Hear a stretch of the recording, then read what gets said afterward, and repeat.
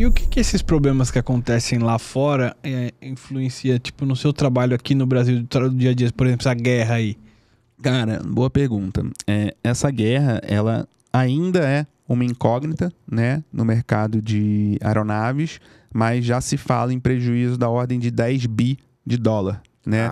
Só que ninguém sabe, porque ninguém foi ainda lá ver. Não teve regulação de sinistro. Não teve regulação de sinistro. Então, assim, começou com 5 bi, depois virou 8, depois virou 10. E o Antonov lá, que destruíram? Então, assim, isso a hora que essa conta tiver que ser paga, né? Onde que vai afetar os resseguradores? O mercado inteiro. Muito, né, baseados, a maioria deles em Londres, vão pagar essa conta, né? E são os mesmos que dão suporte hoje para todas as seguradoras aqui no Brasil também.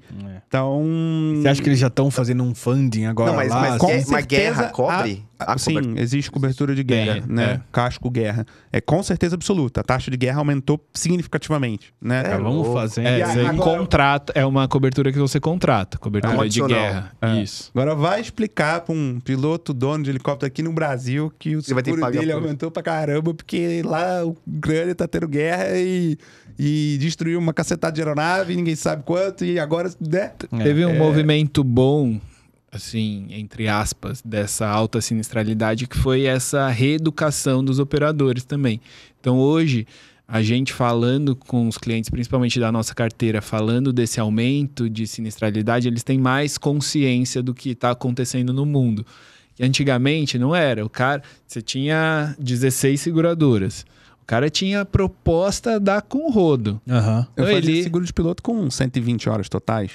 Então ele ia jogando. Se quisesse.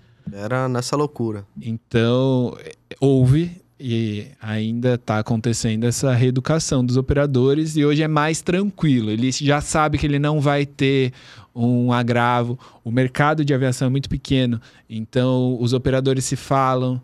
Então, você fechou uma aeronave agrícola, ele vai comentar com um colega dele que tem aeronave agrícola se o seguro está mais ou menos o mesmo valor, né? E aí, quando tem uma diferença muito grande, ele cota com outro corretor. Então, rola esse movimento. Que eles se falam, assim. Muito. E aumentou a preocupação deles na preservação também, de proteger, enfim, no gerenciamento do risco dele, não? Eu acho que isso tem, né, cara? É um negócio muito delicado. O aéreo já é bem enraizado, né? Tem gente um pouco menos preocupada? Tem, porque é muito caro. Igual você citou o exemplo aí do helicóptero Boechat, entendeu? E a ANAC começou a fazer um trabalho mais... de fiscalização, né? Maior, assim, com os operadores. A gente via, alguns anos atrás, muitas notícias da ANAC apreendendo aeronaves que estavam fazendo táxi aéreo clandestino, né? Chama de TACA. Como TACA? TACA. Que hoje você tem uma aeronave e você não pode ganhar dinheiro com ela, né? O operador se privado. Ela for específica para aquilo, se ela for uma aeronave de táxi aéreo. Entendi. Então a gente via muitas notícias.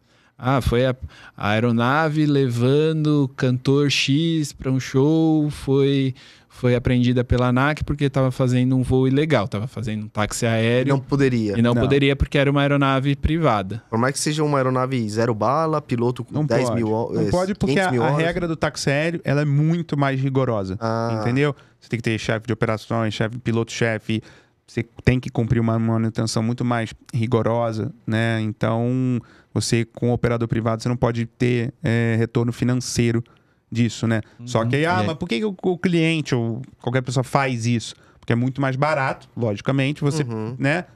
Que aí me vende aí umas horas do teu avião, que eu vou comprar muito mais barato do que você comprar do táxi aéreo. Então, por isso que esse mercado existe e foi bem... Ainda existe, mas é bem coibido, fiscalizado pela ANAC. Hoje é mais fiscalizado. E essas notícias de grandes cantores... Os cantores não tinham culpa, eles não sabiam também se a aeronave era de táxi aéreo ou não. Alguns, né? Tem gente que sabe, sim. Mas alguns não sabiam. E aí, você vira capa de uma matéria por conta disso. Então, houve essa educação também dos operadores e de ter o seguro reta também, o seguro obrigatório. Muitos deixavam vencer e não se preocupavam com isso. Então, tem muita fiscalização da ANAC hoje em dia que ajudou essa parte, assim. Então, tem um movimento dos dois lados, assim.